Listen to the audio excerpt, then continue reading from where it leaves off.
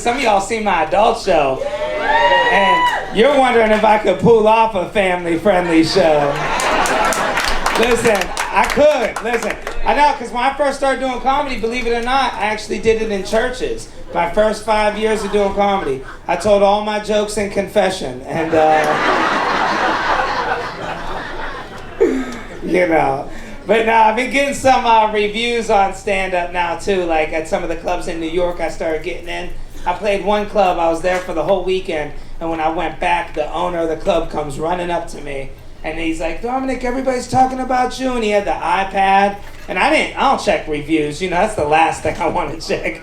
And he's all like, look, everybody loves you, here's another one, look, this is about you, they love the guy with the low IQ face. And I'll be honest, I never realized I looked dumb. But I was thinking about it, and people never ask me questions. I'm serious. There was the dude, he's all, help, excuse me. And I turned, and he goes, never mind. I'm like, do you need help, man? He's like, do you need help? Everybody judges off appearance. We all do it. I did it. I worked with this guy, and I thought something was wrong with him because of how he looked. Yeah, I'm serious. No, he had this real big head, huge head. No, for real, whatever you're thinking, bigger, trust me. Big head on this dude, man, all on the left side. And I thought something was wrong with him just because of that, but he was a normal dude. He was smart. He knew cursive. And, you know, he pulled out the car one day, and he got into this little fender bender, little scuffs of paint. Everybody was fine. But the ambulance driver thought his head was like that from the accident. You should have seen this EMT was freaking out. He's like, we got a victim! Contusions on the brain! And I told him, I go, he always looked like that. And he goes, there's two of them! I wasn't even in the car with him. You know, and I've been going viral on social media. I'm sure some of y'all recognize me from online dating, and I'm joking. I've been going viral on social media, and people in the comments on the internet, they love telling people what they look like. Like, I've heard so many different ones. Like, people say I look like Wreck-It Ralph. I don't know. Y'all see it? I gotta look up who that is. I don't even know who that is. I look like, what do you call Andre the Giant if he was a regular sized man? About that one. The people from Step Brothers if they had a baby. Matt Damon if he hit his head really bad. And, these are all real comments I've got. A lot of the people I get are like, you know, I got the Melendez brothers. I don't know if you guys. I got that one before. Yeah, look at the courtroom. Hold on. You know, they have a little cheekbone. I get, you know, there's a lot of different comments.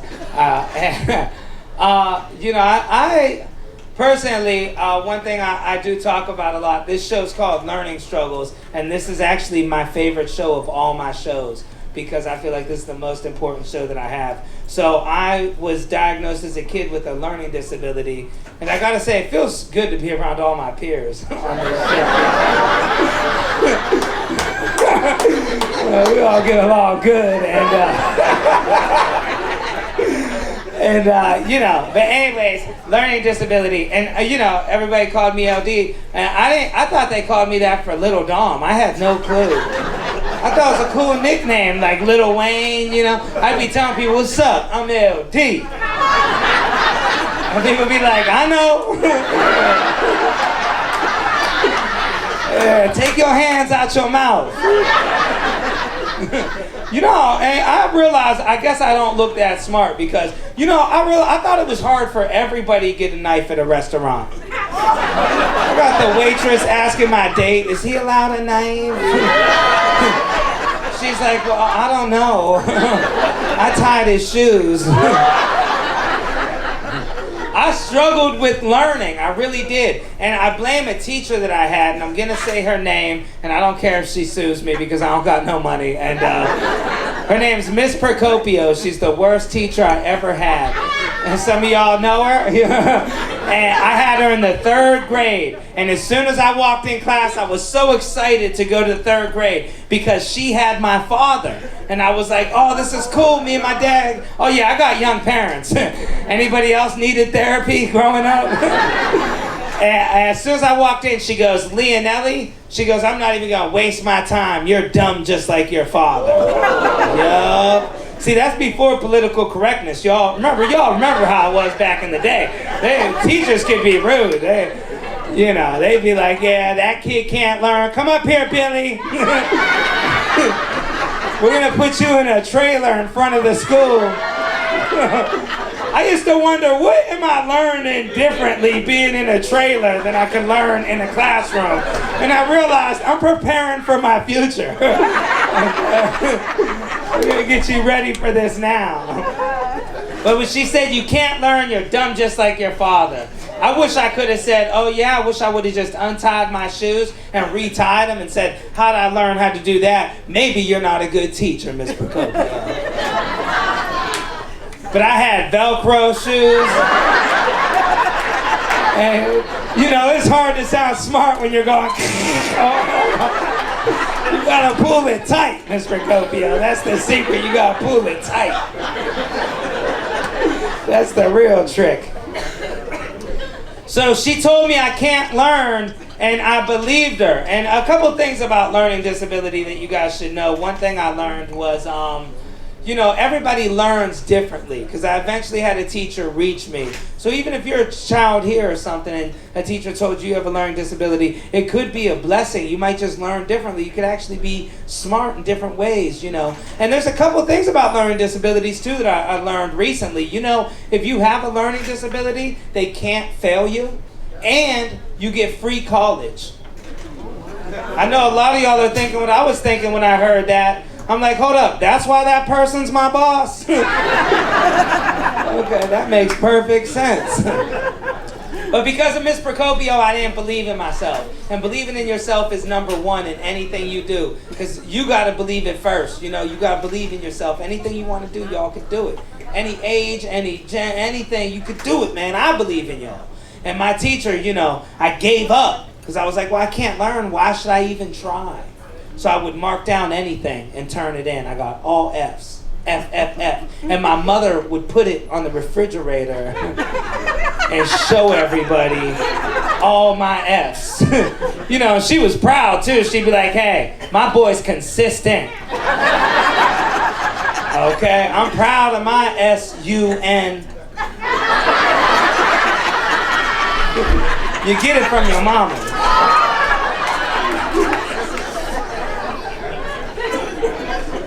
I'm telling you, I'm such a bad speller. The teacher used to circle the words I got right. Terrible speller, man. And it runs in the family. I see my father one time, my dad called a cashier dumb, then my pops couldn't read the cashier's name tag. I'm serious. He was like, I'm gonna tell your boss they gotta hire smarter people, you dummy. What's your name?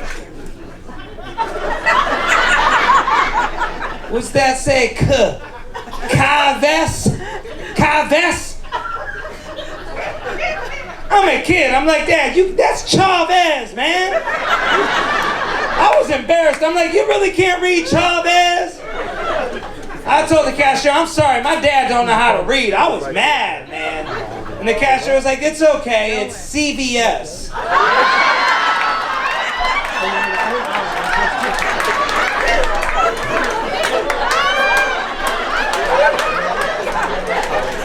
That's the man that taught me everything I know.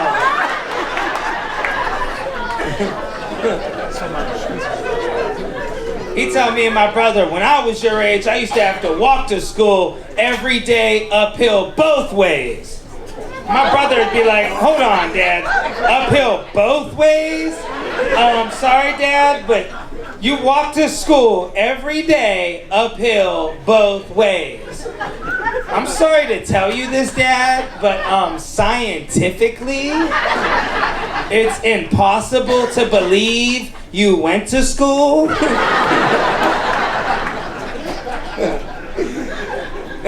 Me and my dad, we got short attention span. That's our problem. We got short attention span. I'll forget. I might repeat a joke right now, man. I'll forget what I did a minute later. And I'll be honest with you, it don't bother me. In fact, I hate people that remember stuff. I'll be like, yo, you still thinking about that? The guidance counselor told my father, they said, your son Dominic here, he suffers from an abnormally short attention span, and unfortunately, we just don't know what could cause this. And my dad said, huh?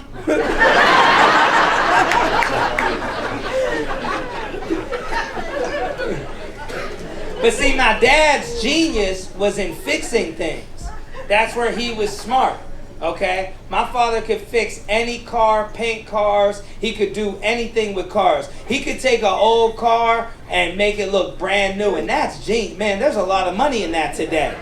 There wasn't as much money in the 70s when I was coming up, but you know, now when he grew up in the 80s and 90s, it wasn't as lucrative as it is now. He's retired, you know, but it was a great skill to have. Even now, it's a great skill, and that takes genius, man. You know, you gotta take your car to a mechanic, or he could fix a car like that. And I used to I'd see the cars come in, they'd look like junk, man. I'd be asking my dad, what? You bought this, Dad? I'd be thinking, why'd you buy this piece of junk? And man, within a couple months, he'd make that car look brand new, and he'd sell it, and that's what he did. And I remember we had, we used to do this thing, I don't know if they still do it, Career Day. Y'all remember Career Day? They used to do that. They'd go around the class, and they'd ask the kids what they want to be when they grow up. And I remember, man, I want to be just like my dad fixing them cars. And they went around the class, they asked the kid right in the front row, they said, what do you want to be when you grow up, Jimmy? And he was like, I'm going to be a fireman just like my dad. And the class was like, yeah, Jimmy, woo. You know. And then they went to the next kid right behind them. And they're like, what do you want to be when you grow up, Jimmy? And you know, I went to a Catholic school, you know, so a lot of Jimmys in there. And Jimmy number 2 stood up. He said, when I mature to adulthood, I am going to become a doctor and save lives just like my dad. And the class erupted. Woo! Jimmy number 2! They were going crazy. Nobody had the heart to tell him, yo, man, you in slow classes, Jimmy. Yeah.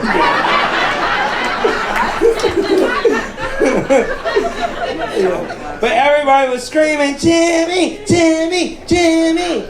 And, you know, even the teacher was like, oh, your dad's a doctor, Jimmy, huh? He comes to the parent-teacher conferences alone, doesn't he? Everybody's cheering for Jimmy, and I jumped up out of my seat. I was so excited. It wasn't even my turn yet. And the teacher was like, what, Dom? And I'm like, look, I'm sorry my name's not Jimmy, but, you know, I got some dreams, too, myself. I said, when I grow up, I want to be just like my dad, and I want to fix old, beat-up, rusty cars. And that's how quiet the class got. The teacher said, Dom, that's not a job. You can't make any money doing that. I was like, yeah, you can if you steal them.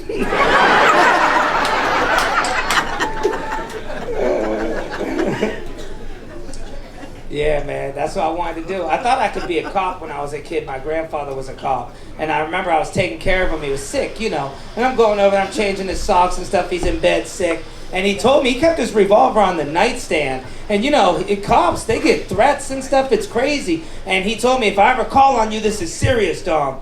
And one night, he's like, Dom, cover me. I was so scared. I grabbed that gun, and he goes, with the blankets.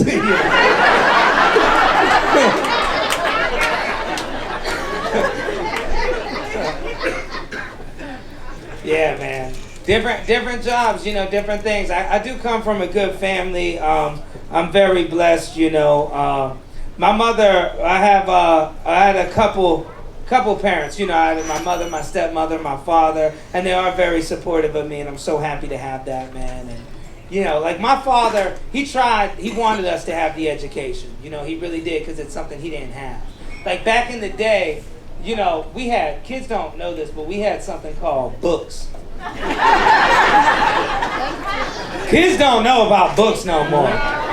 Now, my little cousin had one of those AirPad Maxes, AirPad Pro or something in his book bag. He's like, oh, my book bag's so heavy. I look, I'm like, bro, I was like, what's heavy in there? He goes, my AirPad. I'm like, bro, it's got air in the name. We have books. Y'all know how heavy books were? They used to have a test in school. They check our spines just to see if we can carry more books. Remember the scoliosis test? It ain't a coincidence the smartest person in the world stood like this. Spine was messed up. Look how crooked her back is right here. That's a smart woman right there. All them books she took home.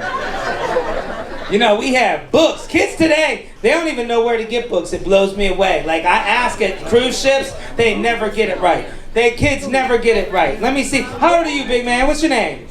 12. Okay. Let me see. And parents, don't shout out the answer, because I know you already know the answer. Do you know where I had to go when I was 12 years old to get a book? Just say it if you know. Huh? School? No. See, kids don't know. Kids don't know. We got somebody else? The library? No, close. Actually, holding up the couch. That's, you know, that's where we had to go to get knowledge. It was underneath the couch, holding that broke leg up on that couch from Runner Center. That's where your books were. Runner Center, come take that couch. You go, oh, there's knowledge right there. Maybe I'll read some of these and I can buy a couch. We didn't have Wikipedia, we had Encyclopedia, man. They would go door to door and sell us those encyclopedias. And back when my dad was coming up, they used to sell them one at a time if you didn't have the money. So all my dad had was the A book.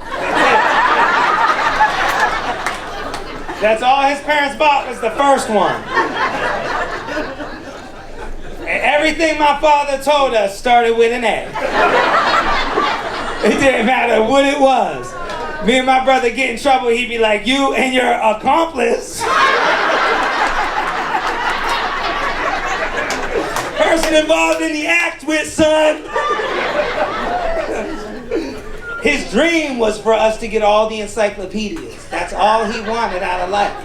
He just wanted them books, and he got them all. He even got a couple extra ones. You know, he can't read, you know what I mean? He didn't care. I'm telling you, he got a few extra ones. He just sit up and look at them late at night. He put a little night light on them and he just stare at them books all shiny, them gold pages. He just be looking at them, touching them. Giving us books to go to sleep with. You know, I hated them encyclopedias. Every time, I did. Nah, because every time we moved, I had to move them books. Oh yeah, man. I hated it, man. We moved a lot. I felt like we had to move so much because we couldn't afford the rent because we were paying on them encyclopedias. $4,000 for some knowledge, man. It's crazy. I used to throw the skinny ones away. Don't nobody in my family know anything about JK or L. Don't even ask them, they don't know it. But y'all kids now, I know everything's, you know, they're trying to make things harder and everything's about a problem you got, something we gotta fix. Don't listen to that. Like, I've had teachers tell me, oh, well, you know, he can only read at a second grade level. Don't let a teacher tell you what level you can read at. I'm here to tell y'all. I'm serious. You could do anything. Kids, I really want you to listen to me on this one. You could do anything you want. You could read any level book you want. You just gotta focus, man. Buckle down and skip them big words, you know.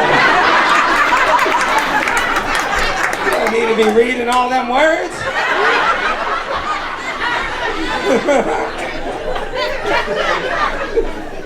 So I'll read a book quick. Is and I do is be the to the tree. Talk about speed reading, baby.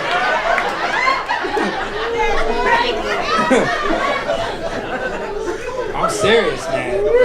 Y'all got to believe in yourselves, man. Y'all got to believe in yourselves, man.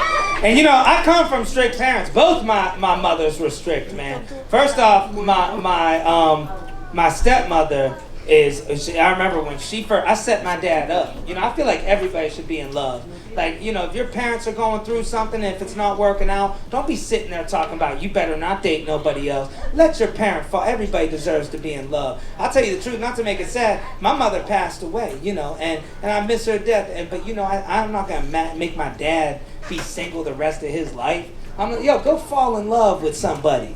You know, that's what you got to do. Don't be feeling guilty. My dad felt guilty. Cheat. No. I'm like, well, you know, her ex-boyfriend also died.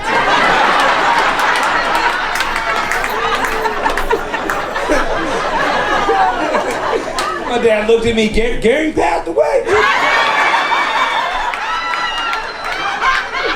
Oh, yeah, I didn't want to tell you that, you know. He's driving that Corvette in heaven now. You know, but go fall in love, get in love, do your thing, enjoy your life, you know, have fun, you know, that's what it's about. You gotta have fun in life, man. And you know, my stepmother, she's Arabic, and I set my dad up about 20 years ago, and that's back when there were stereotypes around Arabic people. There was some strict stereotypes. You know, people were like, whoa, my friends in school, you're setting your dad up with an Arabic woman. Aren't they warlike people and they're dirty? Sad to say, those were the stereotypes. And I'm like, nah, man, she's always cleaning her assault rifle, you know.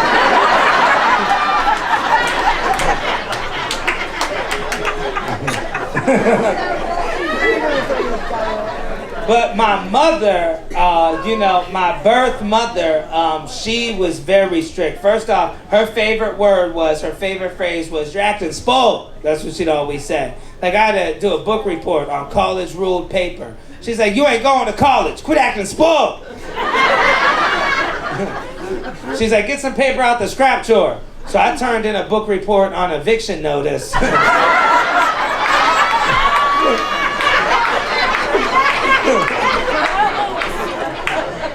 That's what she always said, you're acting spoiled. And she's tough, man. When we went out to eat, she ordered for everybody. Everybody. Me, my brother, my dad, my best friend, and my dad's friend, Hank.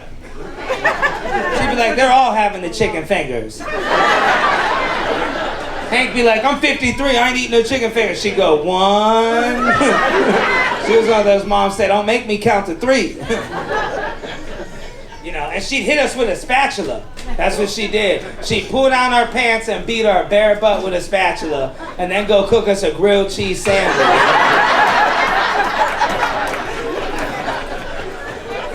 And I know older people that grew up in the 70s, they'll be like, man, you crying about getting hit with a spatula? My dad punched me in the mouth. But at least you can go to school with that busted lip and be like, yeah, you could lie. I got in a street fight, you know. I can't say that. What am I going to say? Oh, yeah, I got jumped by a hibachi gang.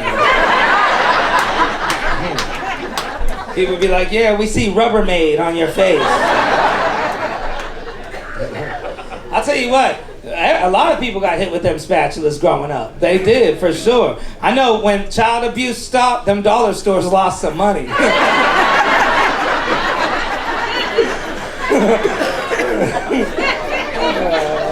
ever see the wall of spatulas at the dollar store now? There's 100 of them, man. When I was coming up, my mom would be like, damn, there ain't no spatulas, no good ones.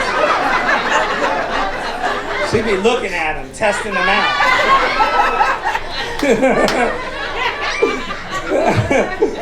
Oh man, it was a different time, man. You know, but you know, I'm very happy to have that as a mother, and my mother, man, I was very happy to have her at the time I did have her. You know, And she was always one that believed in me, always, no matter what I did, she always believed in me to the max. She'd say, you know, she's like, you could do it, Dom, you could do it, you know. She was one of these mothers that believed in the universe, the law of attraction, you know, and all that. And she convinced me about it. You know, your words become reality. It's even in the Bible, watch your tongue. You know, I'm not trying to preach anything on you, but I'm just saying I'm a firm believer in your words become reality, because I put it to the test.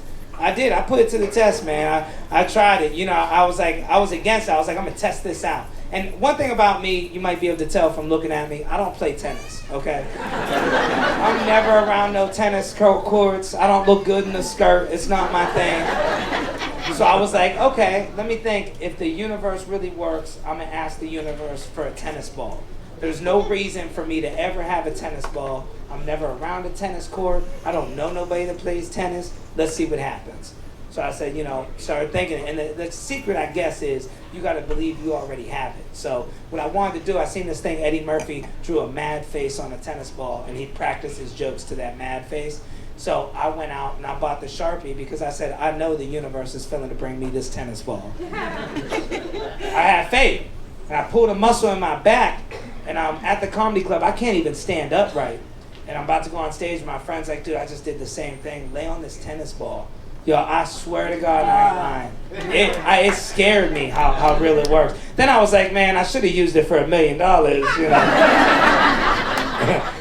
But, you know, I'm a firm believer in it. I tried convincing my brother. It's been since we were kids I've been a believer in it. And my brother, he's so negative. He's always like, oh, that's not true. I don't believe in the universe. I seen the documentary. You ever around them people, they can't pronounce stuff right? And instead of correcting them, you pronounce it wrong? Just because you don't want to make the situation awkward? Oh, I'll be telling them, well, nah, man, you got to rewatch the documentary, man. I was watching the documentary, and so he, you know, I told him, hey man, your words become reality. So he's trying to prove me wrong. You know how my brother is. He's like, I don't believe it. How about if that's true, then the universe can bring me, let's see, a Boinanese parrot. I don't even know what that is. I'm like, what, dude, what is that, man? He goes, it's a black, yellow, and green bird that only exists in Asia. Would the universe bring that to New York? For weeks he's walking around. I go, Rick, just say it. Put your words out in reality, and I got faith. I was like, man, I know it's going to come true. So he's walking around every day, my brother. Black, yellow, and green bird. I don't see it. Where's it at, Dom? And I was like, just keep saying it. I'm telling you, I got faith. I was like, I'm going to make him a believer. And about 3 weeks went by. And we're sitting out there, and we look right at the bird feeder, and it's a black, yellow, and green bird on there. I'm telling y'all, it's actually scary what you could do with a little spray paint.